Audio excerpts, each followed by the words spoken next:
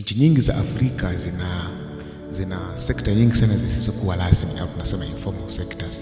Sasa kule kwenye informal sector it means kwamba uzalishaji pamoja na mzunguko mkubwa wa kiasi cha pesa au tunasema zile transaction huwa zinafanyika nje ya mifumo isiyokuwa rasmi pamoja na udhibiti wa kiserikali. So kwa hiyo ina maana kwamba pesa nyingi sana zinakuwa zinafanyika nje ya benki, na pesa zikiwa zinafanyika nje ya benki ina maana kwamba inakuwa ni ngumu kwa banks pamoja na BOT kuweza kudetect zile transaction. Hivyo hata benki kuu ikiwa ina inject ile policy au ile mechanism ya central banks ili central bank rate ili kuweza kumobilize au kupunguza ule mfumuko wa bei, inakuwa ni kama vile hii mechanism haifanye kazi, kwa sababu wanaoenda kuguswa na ile kitu inakuwa ni watu wachache sana, hasa wale ambao watapitia issue za commercial bank kwenda kuchukua mikopo.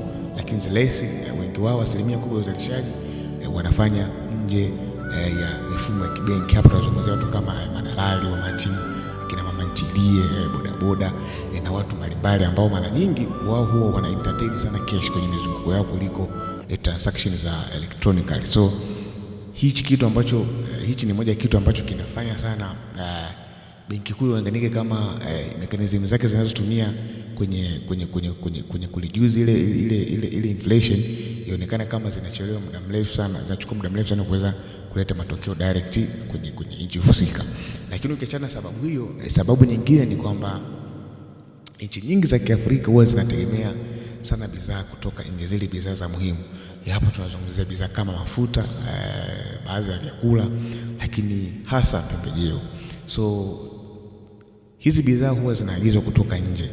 Sasa zinavyoagizwa kutoka nje inamaanisha kwamba kama kule ile sehemu ambapo hizo bidhaa huwa zinatoka ikitokea changamoto maybe ya kivita au issue yote ile ambayo inapelekea bidhaa hizo kuongezeka bei huku zinakotoka, automatically zitaleta huku kitu kinachoitwa imported inflation.